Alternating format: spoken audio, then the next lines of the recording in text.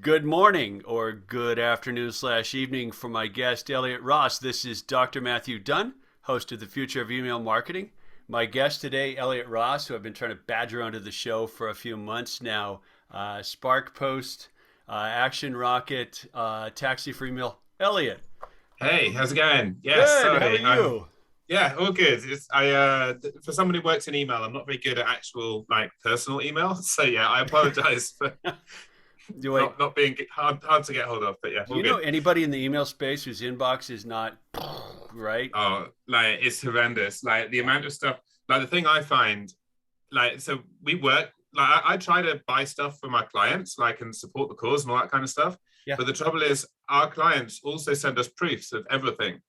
So like I just Oh, get a yeah. ton of email Yeah. and I'm like, I can't work out if it's personal to the thing I ordered or like just a random proof for some random thing. So yeah, Right. it's hard working in email. Yeah, I mean, yeah. What's it? What's it? The plumber's wife's her sink is always Yeah, clogged. exactly. Yeah, yeah, Yeah. something like that. Well, just for orientation for people, especially people who are listening. I want to do a recap and see if I get it right about what I know about your career in email.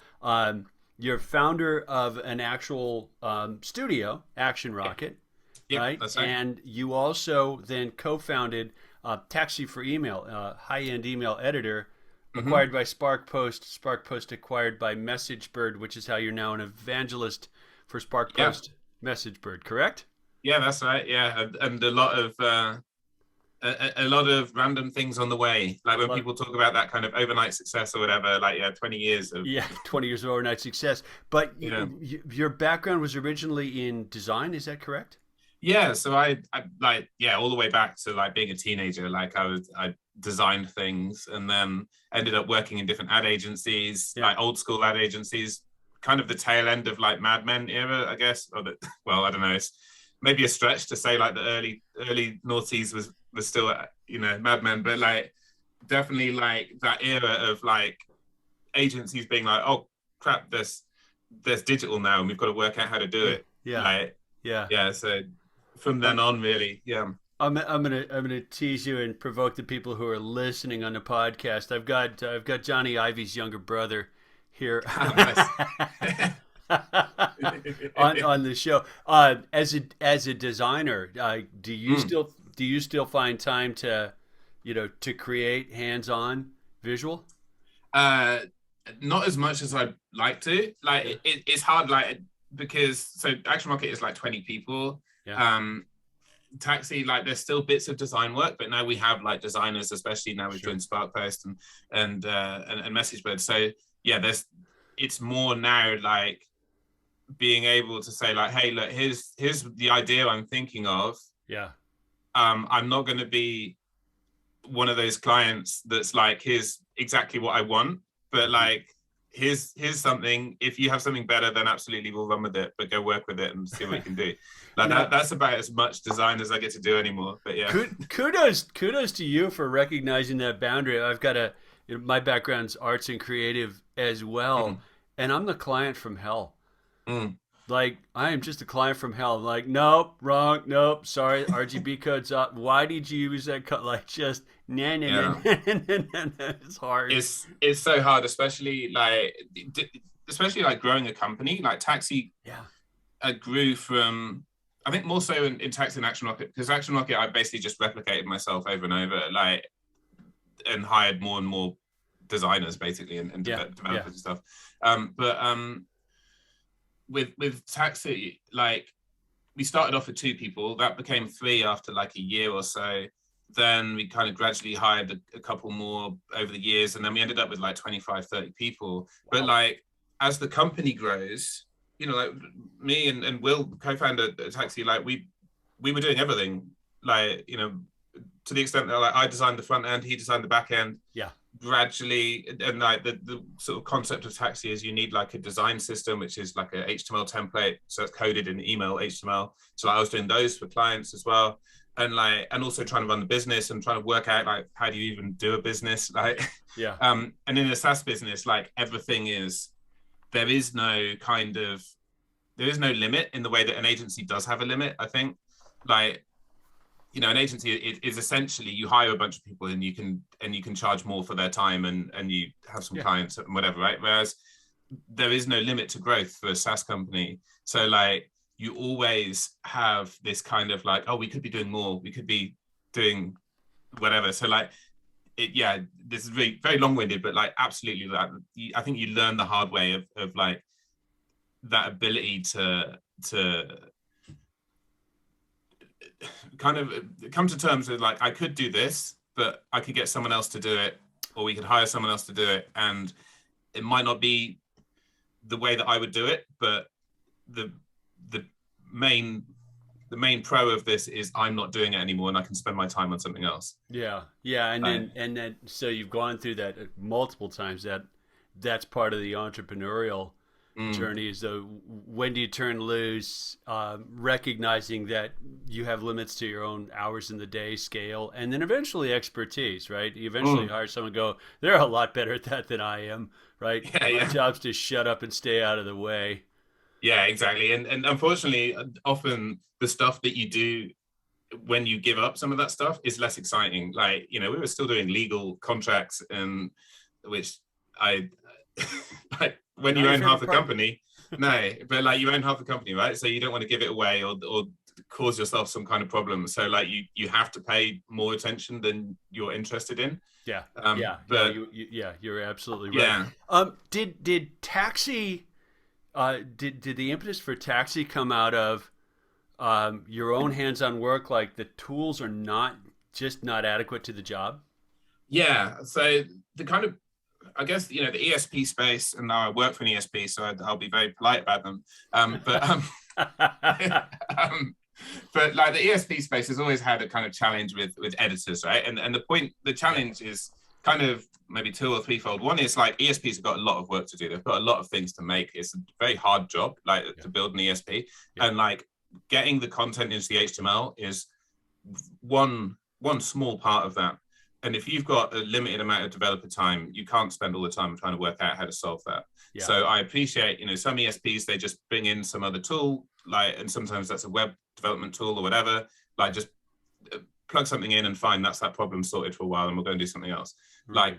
Like, coupled with the fact that like email code is notoriously not only hard and literally not standardized, but like also massively opinionated. So like, my code, I could code something and people will be like, no, this code is terrible, it won't work. And I mean, they'll be wrong, of course. There you go. But like, they might have some other way of achieving the exact same goal in a completely different way of coding it. So like, and that varies across regions and brands and audiences and the makeup of what email clients your audience is using and all this kind of stuff. So like, there is no kind of, in the same way that like if you were going to make a thing that put a tweet out or something like that, like you have to put out the JSON a certain way and it's either right or wrong. Like in email, that's not, that isn't the case. So like, the ESP, that problem hadn't been solved basically. Right. And the thing that we realized quickly as well is like our first client for Taxi was Education First. Although at the time we didn't tell them that. They were, I get that. If they're listening, they were sort of 5 or 6. We'd had lots of success before, but they so they pushed us a lot, like, because what had happened is they came to us basically saying like, hey, we've got an English language course and it's online, like you go and learn English on their course, right? And you do this across like you can do this in 20 different languages. So you can speak German and want to learn English and use our tool to do it. And then there's however many levels of doing the course, 30, 40. And basically they came to us saying, hey, look, we need to make these emails. So basically we need like a really complicated triggered sequence based on how well you're doing, what stage of course you are, what language you're doing. And we worked it out and they were like, look, you need like 17,000 different HTMLs. Like, and at the time as an agency, we were like, okay, cool. So that, 10 hours doing Durban, we're like, okay, it's going to be 5 million. And maybe we should have just done that. But obviously, that wasn't going to happen. So like, we needed so we built Taxi. Kind of the first version of Taxi was basically like a massive Excel sheet, and everyone could translate stuff, and then you put your HTML in one end and put your spreadsheet in, and it kind of churned out and gave you a zip file with all your HTML at the other end. Okay. Like, yeah. And then after a while, they were like, "Oh, but we want to put the content in ourselves." And we're like, "Great, well, let's work that out." And then it kind of spiraled from there. But the thing that was interesting is like the problem is less getting one bit of content into one email. Yeah. Like that's kind of solved. It's not perfectly solved, but it's solved. And more, how do you organize 100 people trying to do this in like in 20 different languages in literally every country in the world that has yeah exactly, without getting it wrong, being able to then pick up the whole thing and put it into, I think it was I forget what's the ESP that changes the name a lot. I mean, that could be any of them. Silver Pop. They became, Silver Pop, IBM, then Acoustic, So and then pick up the whole thing and export it all into that when it's finished. So like the thing we came to realize is like actually the complexity is organizing all these people and being able to do it in a way that things don't go wrong. And it turns out every enterprise has that problem, of course. Well, and Taxi is one of the few tools that I know of that was really attempting to tackle that enterprise, many hands on the work job. Is like cycle time. An email goes out the door from a company to a lot of people, and there have been many folks looking at it, saying yes, no, change this, do that, and weeks of work, right? Yeah, typically, exactly. yeah. So wow, so you what looked like a design problem became a login security workflow version control problem. Oh, exactly. Yeah, and then commenting, management of access, all this kind of stuff, and then just the standard enterprise stuff of like being able to do SSO and we got an ISO. Like, so if you're listening and you don't know what an ISO is, like, you're lucky, to be honest. But so ISO 27001 is like a security standard, like, and you basically have to rewrite how your whole business operates to be able to do it, and then document it, and they come and audit you and all this kind of stuff. Like, and it was like, I guess verging into giving startup advice, which I'm never like, I don't want to be one of those guys, but like definitely like that was a very valuable thing for us, because really as a band of like 10, 15 people at the time, like we were able to say, hey, look, we take security really seriously, and we were able to compete or just get contracts with massive companies because you did, like, because the first thing they do is go, oh, look, you're very little, how do we know that you're not going to trash everything? We go, well, look, we take this seriously. And also like procurement, if you've ever done procurement at enterprise, the first thing they do is they say, right, okay, cool, you want some stuff, well, you want to sell us your thing, here's a massive spreadsheet that's going to take you 2 weeks even just to read, let alone answer. So being able to say, hey, look, we've got this ISO, they'd go, okay, cool, fine, we don't need to do that then. Wow. That's excellent. So things like that where like you kind of learn on the way, but super you guys launched Taxi circa 2012, 2013?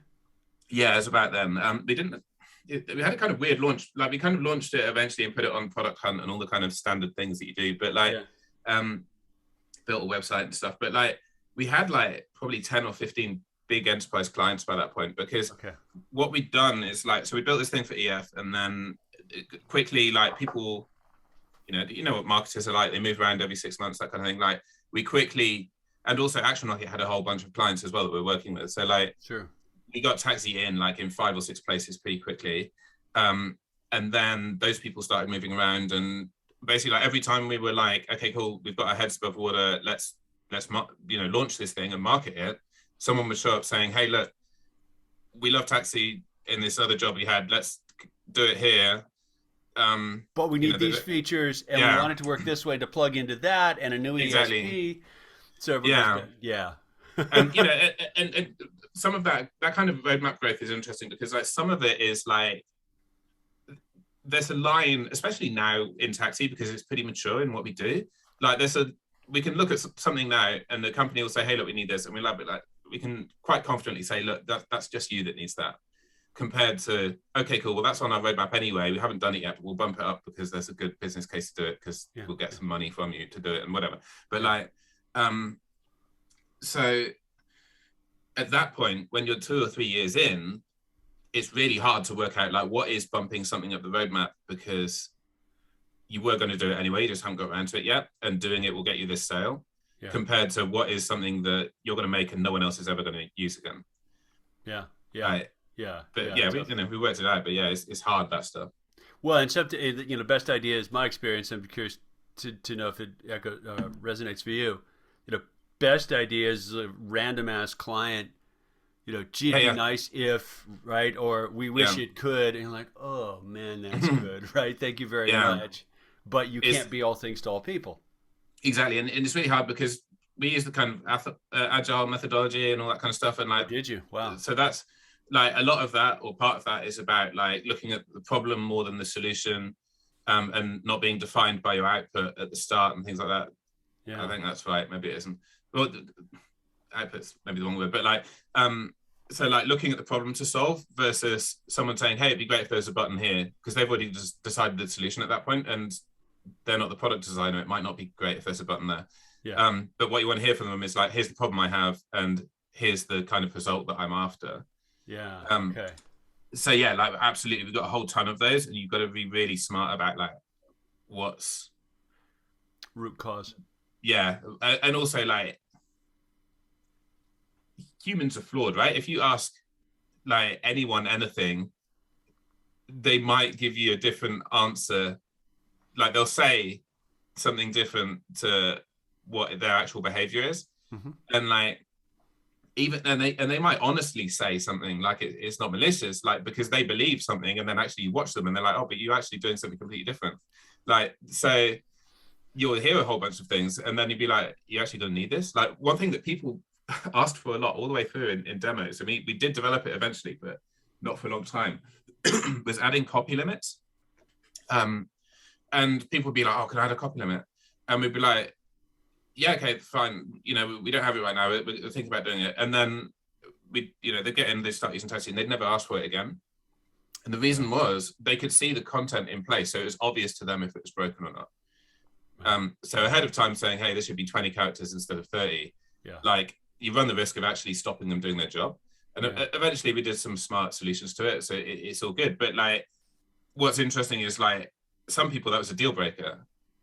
Like, it turns out once they get in the world, they're like, oh, actually, we didn't realize that we didn't really need that. Now, I haven't had the opportunity to work with Taxi hands-on, but is there a testing, proofing, a la litmus and email on acid? And if not, was that a frequent request? It is and it isn't. So we work with both of those tools. The APIs for them are slightly different, so the way we work with them is different for both. But like you can, we quite early on thought we're not going to replicate what those guys are doing. Like, we'll get this going. But what's interesting is like the concept of Taxi is you have we call them email design systems, but basically like a template, like your sort of HTML. You can code that in whichever way you want, and you can then make that editable, and you make it editable using something called Taxi syntax. So crucially, like that's your HTML. I mean, we can do it for you, but that is HTML that's specific to your brand. So you can design the modules that you want and all these kind of things, right?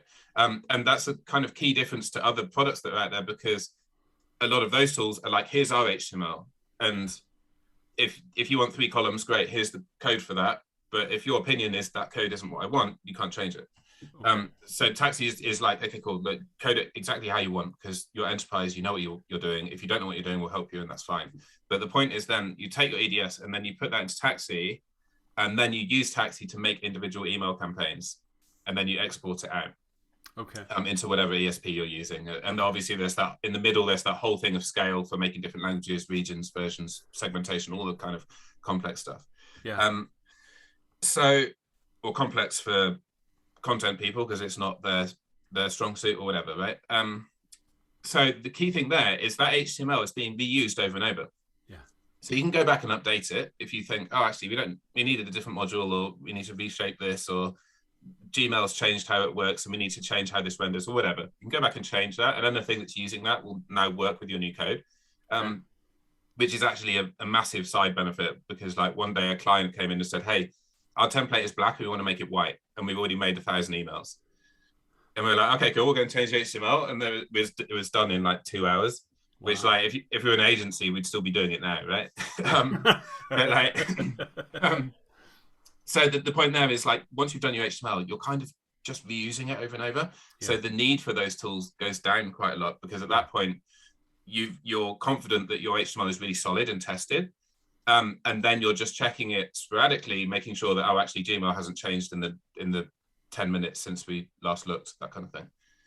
Gotcha. Wow. Fascinating challenge, and quite different user bases all touching the same thing. Yeah, totally. Yeah. And designers, copywriters, marketers, all in there together. Yeah. VP with a big red pen. Everybody. I'm curious to get your perspective on something, because you sort of unique expertise in this space, and it harkens back to something you touched on earlier as well.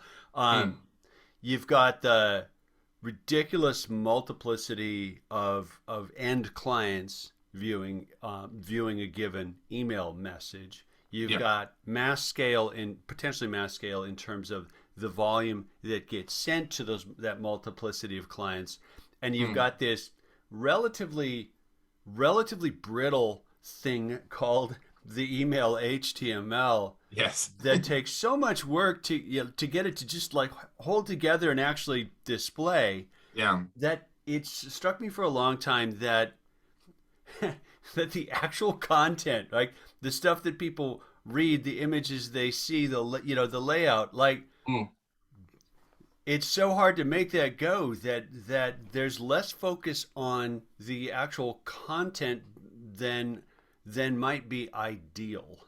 Yeah, massively. Like, and we've seen that with a lot of clients, where like they go from a place where, it takes 20 hours, 30 hours to get an email out the door sometimes, just one email, like to code it, get the content together, write it, design it, whatever. Like, and sometimes that 20, 30 hours of work can be spread over 2 weeks, 3 weeks. And to be honest, the longer it is, the more chance there is the products will go out of stock. Someone else will have an opinion. We've got to change everything, whatever. So being able to shorten that is the first thing. So being able to say, actually, instead of 30 hours, we can do it in 2 or 3 hours, because we're not recoding everything every time. We're not redesigning everything, whatever. But also, you're right. Like being able to focus on the actual content, which is what, at the end of the day, the audience cares about, right?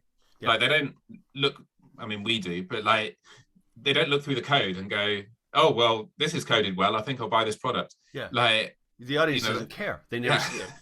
Exactly. So like, and they might notice if it's wrong or if it doesn't work in a different email client or whatever. So it is important, but like,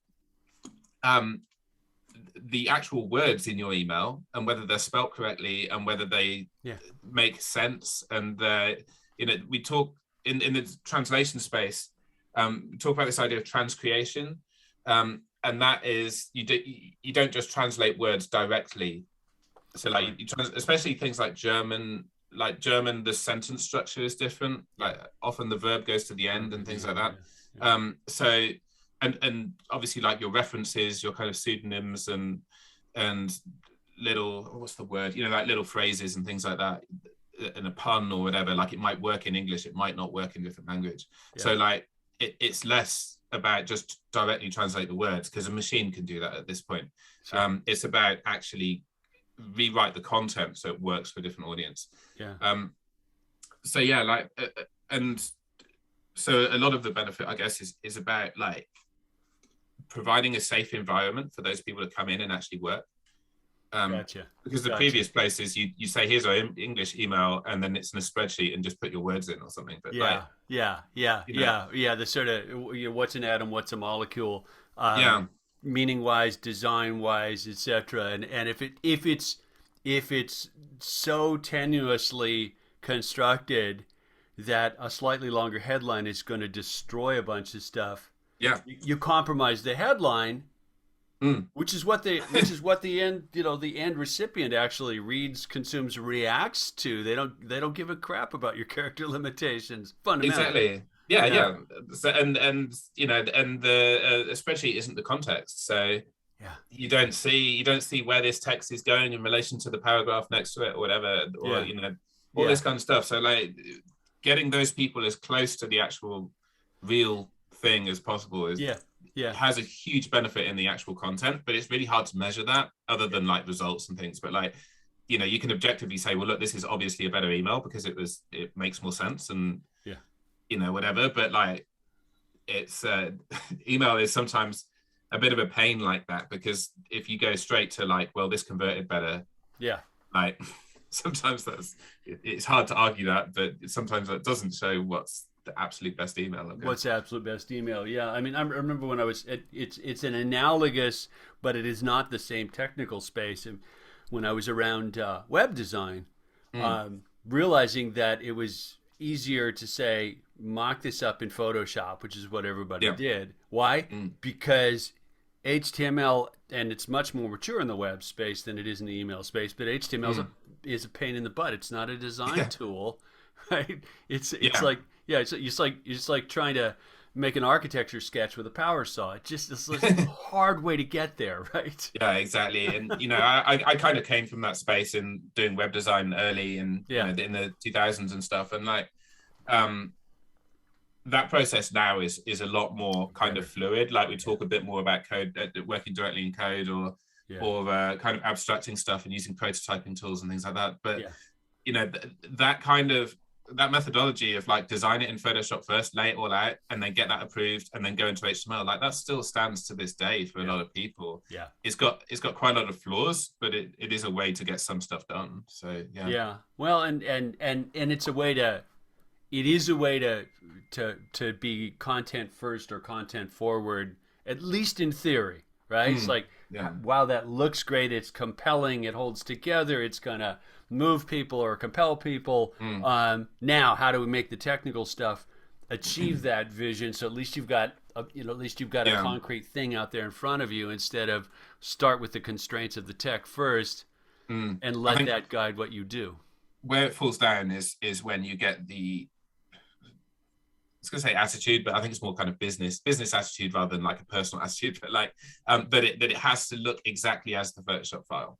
Yeah, like, yeah, because that's not reality either. Yeah, you've got to take some, and I've been in that situation a whole bunch of times, especially when I worked at ESP for quite a while, and like we were working with the big kind of ad agencies, you kind of Ogilvy's and people like that, and like they would design something and then come back and say, hey, this is 3 pixels out. And it's like, yeah, but don't look in Lotus Notes because it's going to blow your mind. Yeah. Like, yeah, gotcha. And the the Photoshop guy is working in platonic ideal land, right, where they can control pixels. And I'm sorry, but there are 17,000 combinations ballpark of email clients. It ain't gonna look the same on everybody. But if your background, or if you're doing this ad campaign and you're doing an email and a billboard and a TV commercial or something, like the billboard's going to look exactly the same for everyone. Yeah, exactly. I mean, aside from the fact that people who put up billboards, like, I mean, I haven't commuted for 2 years, but I would always look at billboards and see them be wonky or something not aligned or something like that. That's a designer. That's a designer. Right, or the thing some pigments fade faster than others, so if the bill goes up for any length of time, it's like exactly. It's like it ruins your life. Yeah. That I read once that I think it was someone at Google got a call late at night from Steve Jobs. Really? Yeah, early iPhone days, and what he was calling about was that the RGB code for the yellow in the Google icon was bugging him because it didn't look right. Like, oh, that's beautiful. Nice. I just love that. Hey, switch gears for a sec, Elliot, because I mean we've talked about Taxi a bunch, but now you've been on a whole nother journey for the past 6-8 months. Yeah. As Taxi becomes part of a much bigger company with a heck of a global footprint. Mm. Like, what's it been like? First off, going from entrepreneur SaaS land to the nirvana that everybody thinks they want in SaaS land of acquisition. um, it's been fun. So I I don't know what I've signed to say I can't say anything. I don't Sure. want to say anything salacious, but there isn't anything salacious really. But so like M&A, like mergers and acquisitions, like if you watch Silicon Valley or you read, you're in the tech space or you go to meetups or whatever, it's always the kind of, yeah, oh good, we're going to get acquired and whatever, right? And it's cool and like, but the reality, of course, is like that's 4 or 5 months, whatever, longer time probably of like hard work. Like Yeah. you're trying to run a business. Like the first thing your lawyers say is like, look, don't change anything. Keep on running your business as you normally would, because the whole thing could collapse. You could walk away at any time. They could walk away, whatever. And we've been in situations like that before, like with different M&A and things like that. So like, it to some extent, like a bit, being acquired at it, however long into the business, 6 or 7 years, like that wasn't the first time we've had those conversations, but like it's obviously the one that got all the way through. Sure. But yeah, like so the first thing is like you're trying to run your business and also you're trying to get everything together, like you have to get all of the information. You're kind of politely arguing about price and the valuation and all that kind of stuff, obviously working with people, and it's to some extent the game you play. You have all those conversations, you're kind of going back and forth with your lawyers, with their lawyers, all this kind of stuff. So like there's a huge amount of just stuff to keep track of, and it is kind of like 6 months out of your life, getting that done. And then after acquisition, and also within that, like you quite purposefully don't tell the entire team, like unfortunately, we have a great relationship with a lot of people on the team, or everyone on the team, but like you can't tell the team when you're doing stuff, or you got to be very careful about it, whatever. So like you're also doing all of this stuff within like 2 or 3 people, and trying to run a business and try deal with all sorts of team stuff and help the team, make sure they're not put off by anything and all this kind of stuff. So that's all very complex. And then it's a bit like having a business. It's like having a fair in business. Yeah, terms, totally. Right? Not that I've done that, but right? Yeah, even just things like the way that I don't think there's a way to send a meeting invite that doesn't come in as secret. Or whatever. So as soon as a meeting invite would come in, we'd be like, okay, cool, let's go and mark that as whatever, private stuff. Just all silly things like that, because anyone could come in and see our calendars and things. But so yeah, doing that. And then obviously there's a whole thing about, you tell the team and you have to kind of work out make sure that like you want to bring the whole team with you, of course, but that's a lot for them to take in, and to help everyone go through that kind of anxiety of where they're going to be and how it's going to be great for them and all this kind of stuff. Like that sounds like kind of BSing them, but like it is genuinely like, this is a great opportunity for everyone on the team, but like that's a hard job, and you've got to work with a whole bunch of people to do it. And then also just after acquisition, there's a whole bunch of integration stuff, just the kind of fairly obvious things like setting up on a new HR system and moving all the financial stuff around and all that kind of thing, but also helping people find their new roles and trying to work out like actually like Taxi, we did have 1 or 2 people working on sales, and now we have a whole army of salespeople. So how do we get them up to speed? How do we train them? How do we make sure they're putting out the right message? How do they prospect it? All this kind of stuff. So like working through all that stuff is a great challenge, but also, a lot of work. So like people don't realize that in the kind of acquisition process. People think it's all like, someone's going to rock up with a wheelbarrow full of money and you'll just walk off to the sunset. Like that's not quite how it happens. It's actually a lot more work, right? Yeah, exactly. So yeah. Wow. Wow. My sidebar thought that I think we're throwing out is like, so if you're an entrepreneur listening to this and you're going to start into the acquisition thing, you probably want to tell the team that you've got a really, really bad disease and that it's a Yes. lot of doctor's appointments, right? Yeah, Why? yeah. Because you're going to have mysterious calendar stuff and you're going to be unavailable and they're going to know what's going on Yeah. sooner or later. Exactly. I've been around in my time in large corporations. I was Mm, around the acquirer side of things and mm. watching the shock factor, Yeah. right? Especially going from small company to becoming part of large or really large Yeah. company. It's just kind of like, Yeah. wait, what do you mean we can't do that, or we have to log into that, or we have to attend this, or there's HR policies that are longer than the Bible. Mm. Especially team members who may not have had corporate experience becoming part of a larger corporation Yeah. is a big shift in job. Yeah, exactly. And and I totally appreciate it. It's not what people signed up for. Like, and Yeah, yeah, it's a big ask. And yeah. people come with it and can see why it's going to be great and all this kind of stuff. But it is like you didn't get to consult them beforehand and say, hey, what do you think about this? You know. Right, Um, right, right. And in your particular case, you had a double whammy for taxi because yes. UK company acquired by an American company, then in turn acquired by a company based in is it Holland? In Amsterdam, yeah. Amsterdam. Yeah.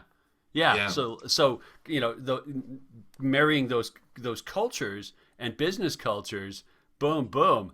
Yes. It's definitely fun. Like, I think it's interesting because so like we had obviously like London startup. That's a kind of European startup culture that Hmm. I wouldn't say we're all in on. Like, I think we kind of were around it, but like we're also a bootstrap company. So Yeah. like you don't get to spend all the time swanning around at VC parties or whatever. So we kind of were around it, but not in it, I guess. Yeah. So like our culture was kind of a little thrifty and a little scrappy and just Hmm. trying to work stuff out, but Hmm. also yeah, was that kind of startup culture. And then I think actually like it's kind of interesting because Spark Post, the culture is more mature. Like they've been around a longer time. They're Yeah. in uh, a massive business. Like the SparkPost powers is something Oh, it's like a ridiculous. It's like quarter of the world's emails. yeah, It's 40% unbelievable. or something. Yeah. Yeah, like so if you didn't know, like I think it's like 10 of the top 13 ESPs or something like that. Or SparkPost has something to do with Yeah. the email landing. Yeah. Um, so like um, so yeah, the amount of stuff that goes on that SparkPost is involved in is amazing to see. But like that culture is like this is a bit more of a grown up culture, and obviously like American versus UK and all this kind of stuff. But then what's interesting is like Message Birds on top of that Hmm. is more European culture. This kind of startup culture, I think, is a slightly younger company than SparkPost. I'm not I sure. think so. I think you're right. Yeah. But so it's interesting seeing that. Yeah, like we've got these kind of three cultures, Hmm. and it isn't the case where like everything just merges into the kind of one culture. Like you Yeah. find your culture between all these groups. Yeah. And the culture is always a moving thing. Like in a company, like Yeah. the taxi culture was different from day to day, even, or month to month, year to year. So like there is no kind of oh hey cool, here's how we're going to change how we think and we become this culture now. Like it kind of naturally evolves, I think, in the business. Like but yeah, it's interesting kind of shepherding that a bit and seeing where it goes. And that's the stuff that tends the culture stuff. It's interesting that you gravitated towards that because I would have asked you about it. That's frequently the stuff that tends to make or break the actual success. It's not plumbing, technology, processes, finances alone. It's Mm. how do I feel? Like how do I relate? How do I do this job? And so much of that's unwritten. Yes, absolutely. And I think through the kind of M&A process, you've got to be very careful about that kind of stuff. Like not just how you position it for people, but also just is it the right idea? Like we had conversations before Yeah, yeah, with those people, and from all the way from like people who you might think, okay, cool, yeah, it's obvious that they would have that conversation, to people that you're like, oh, who the hell's that? And you get people fairly often say, hey, look, we own we own all these other companies. Can we buy your company? And then you look at, and then I think we had a conversation with one of them. I was like, okay, fine, I'll entertain you. It'd been a bad day or whatever. And I was like, I'll have a call with you. And then the guy said something like, oh yeah, that company, we actually kept the leadership team. I was like, okay, next. Like, yeah. Big signal to throw out, right? Yeah. Well, I mean, you'd mentioned, since this is neutral ground for both of us, you'd mentioned Silver Pop IBM Acoustic, right? That's an org that went through some of the wrenching parts, I suspect, of acquisition. And then when private equity gets involved, it's almost always a whole different ballgame. I'm curious about your, because this is not specific to MessageBird or SparkPost at all. I'm curious about your candid take on let's say London startup culture versus American startup culture. What do you see as the differences? Yeah, that's interesting. So one is just the money, like especially from getting VC funding. Like there's so much more VC money. I mean, it's on the coast, right? But it's either New York or San Francisco or Silicon Valley. But like there's just so much more money.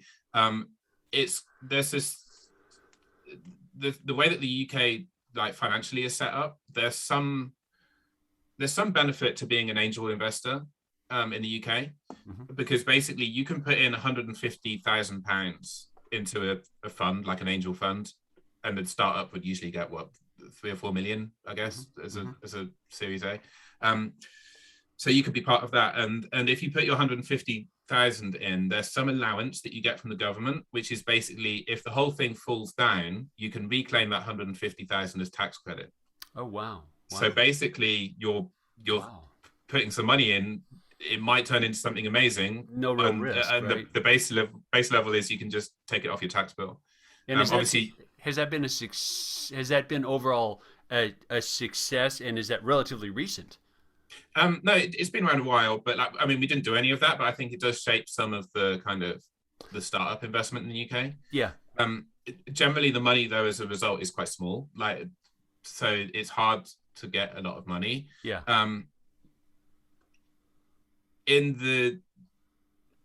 Obviously, I don't have too much experience of like Silicon Valley and all that kind of stuff, but like, you get the impression that you just go to lunch with someone and say, hey, I've got an idea. Yeah, I'm going to write you a $5 million check or yeah, whatever. Yeah, AI for shoes. Oh, great. How's it going to work? I don't know. Can I have some money?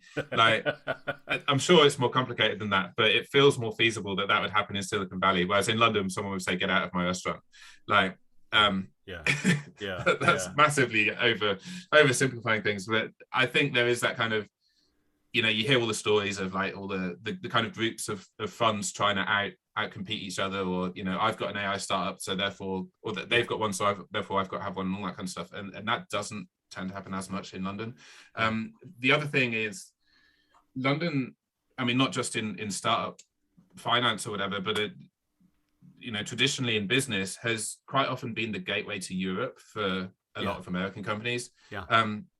So in that way, the startup culture is kind of in the middle between kind of pure European, I guess, and then like Berlin, Amsterdam, a big startup places. There's a few places in Italy and that sort of thing.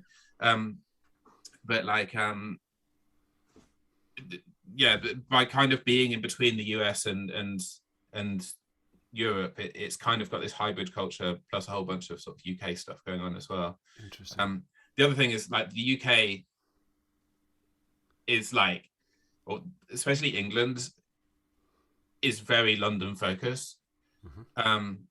So I don't want to go into the route of politics, but like, you have this in the US, right? Like there are the cities and there are rural areas, and you have the kind of Rust Belt and all this kind of stuff, right? Like there are similarities in the UK, like there's this concept idea of the North-South divide, where like, oversimplifying, but like the North had been coal mines and steelworks and heavy industry. A lot of that business has gone away, hasn't massively been replaced by stuff. There are kind of pockets of things. There are enterprise, and there's some kind of pockets of startups, but really if you want to start an international business, it's got to be in London. You're going to be in London. Have you read Richard Florida's Rise of the Creative Class?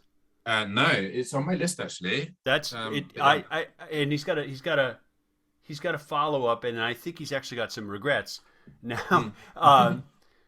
Yeah, I read a column by him recently that really surprised me. But the sort of thesis that that concentration, that actual physical in the same city kind of concentration that leads to relationships, connections, networking, makes for these creative Yeah. class hotspots, which has been, I think, quite shifted by the Mm. pandemic, honestly.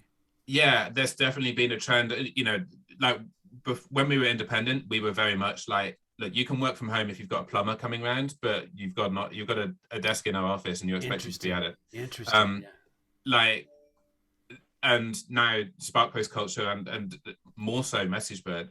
I think SparkPost had been a lot more along those lines as well, but now is very much like you can be remote. And then now the MessageBird policy is work from anywhere.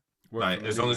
as long as you are in the same time zone or you show up in the same time zone, Right. you could be on the moon as long as you show up at the Yeah. right time and you've got a decent internet connection and you Yeah. can do your job. Like, get on with it. Yeah. Like, Yeah. Yeah. I mean, um, from that perspective, not to get off the fascinating startup track, but the the the twist the pandemic put on a bunch of dynamics that were already there but just hadn't crystallized. I mean, yeah.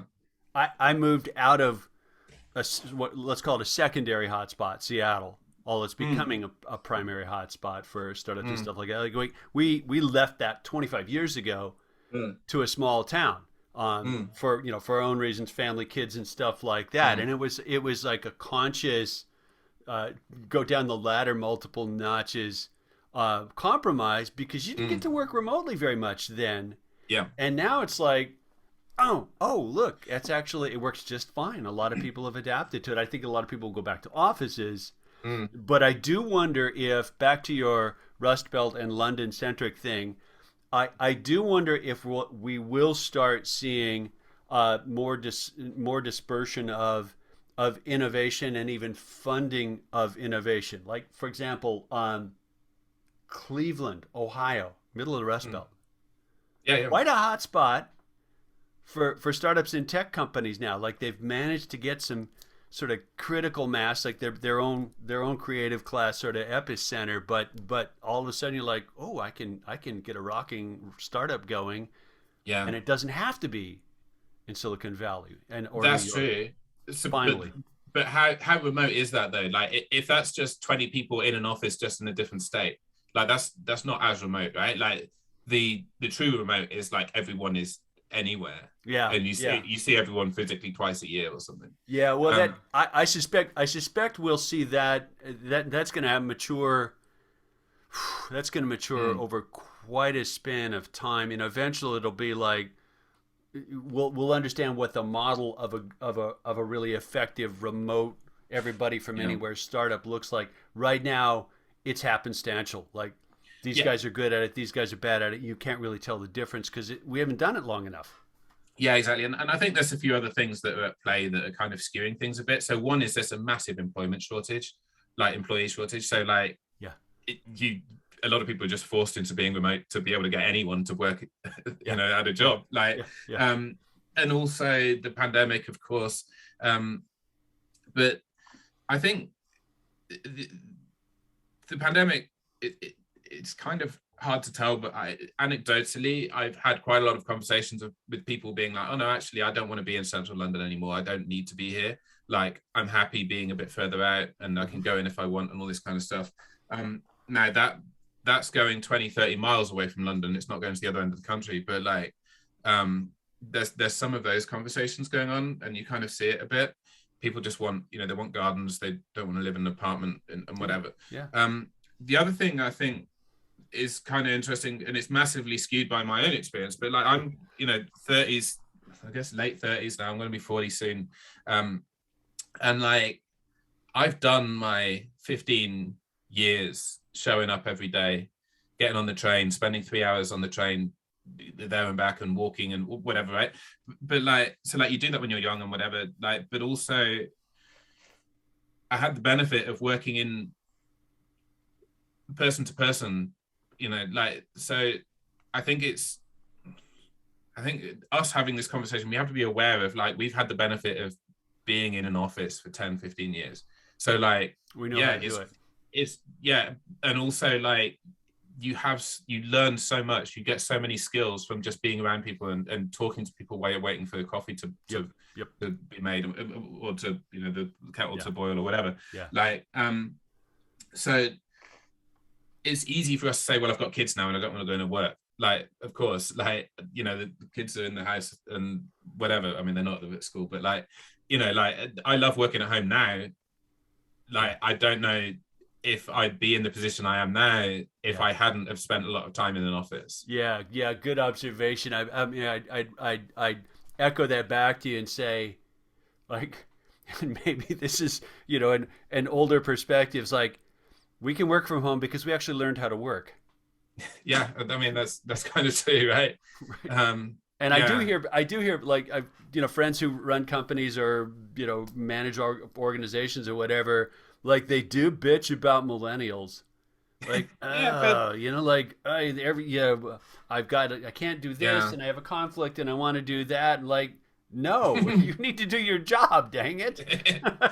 Yeah, I mean, we definitely had that kind of conversation, you know, a few years ago, even just around remote working. We'd interview people and they'd be like, well, I need to work from home on Friday, so I've got a dog. It's like, what? Like, c'est not my problem. Did we not say that this job is 5 days a week? Like, fine, you can work 4 days and go and hang out with your dog if you want, and your salary will be 4/5 of what we advertised. But like, you know, I get it. You know, I kind of see, I'm conflicted about this because, like, I've done, I mean, especially starting Action Rocket, I worked 4 or 5 hours a day on Action Rocket and then did my full-time job. I was at eDialogue at the time.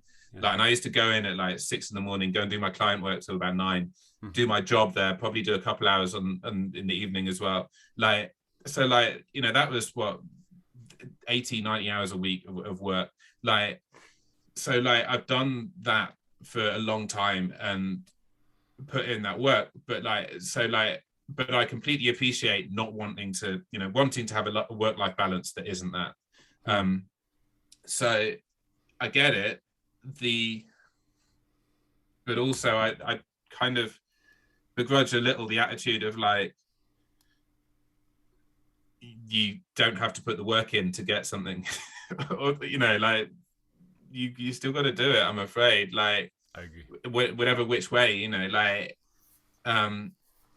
yeah, you don't just, but, you know, if you want to be some overnight success, fine, just go and do something stupid on Instagram, but like, or Snapchat or whatever, but like, that's not sustainable, and you'll go, like, you'll have your 15 minutes and go, like, so you've got to work hard and do it, unfortunately, whichever way you want to, you know, whichever way you slice and dice it. I am in complete agreement with what you said and what you were also saying underneath that. I mean, the Malcolm Gladwell gave it a label, a 10,000 hours thing, but you know, the Beatles put in 3 years in Munich, living in a crap apartment and playing multiple gigs 8 days a week. Right? They paid their dues. They did the work that made them a terrific band. They didn't just show up and go, "Ooh, magic happened." And that is what's irksome about Instagram and TikToks. Like, the 15 minutes of fame is accidental.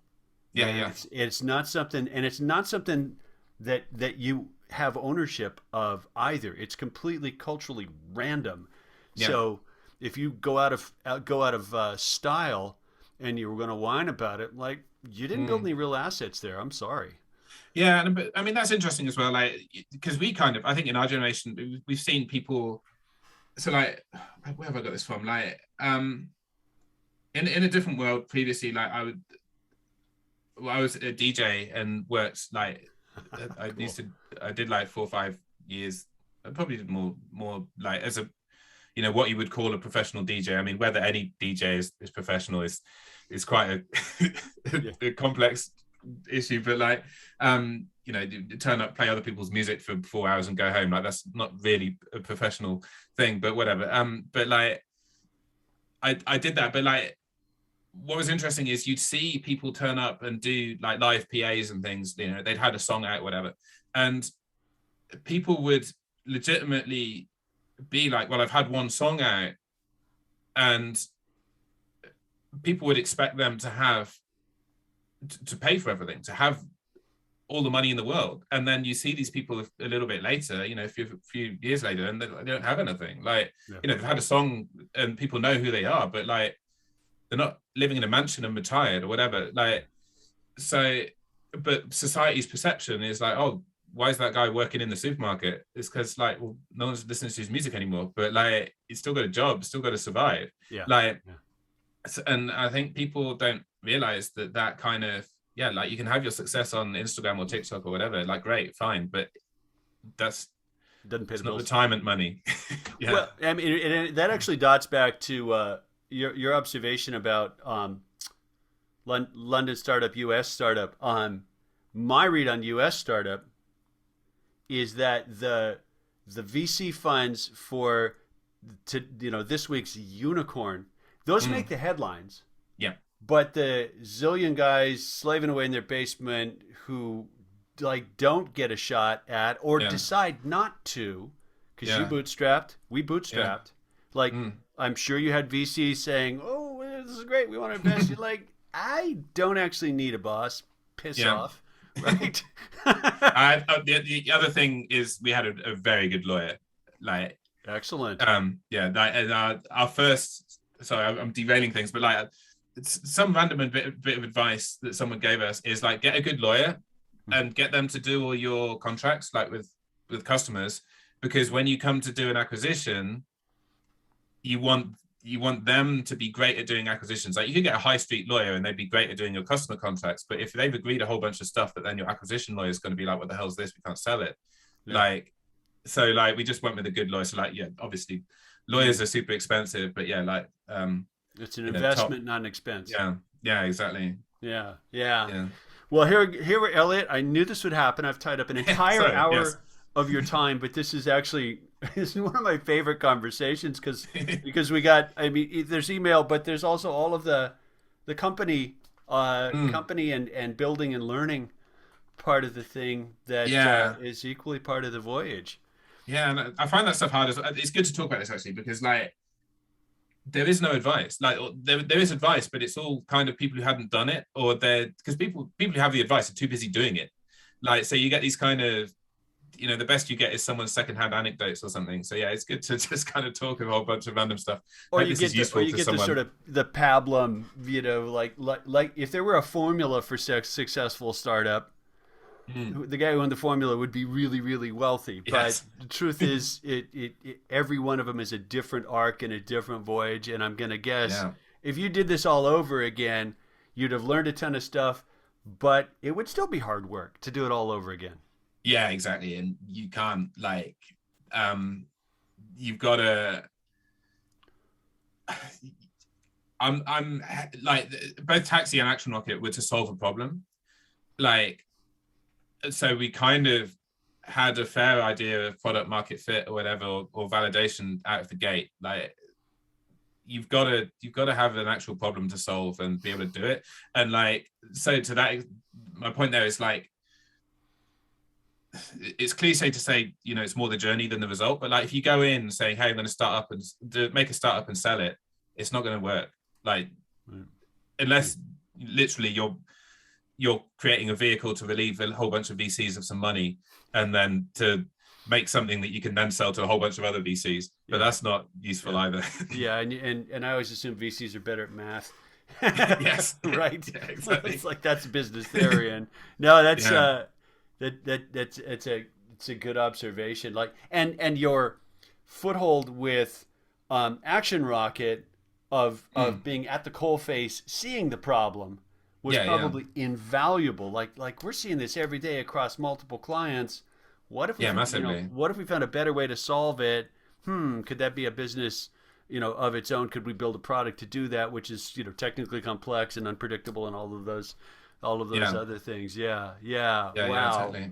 Wonderful. Well, let me get you off the hook and thank you for such an engaging conversation. My guest has been Elliot Ross, currently wearing the technology evangelist, I think, at SparkPost Yeah.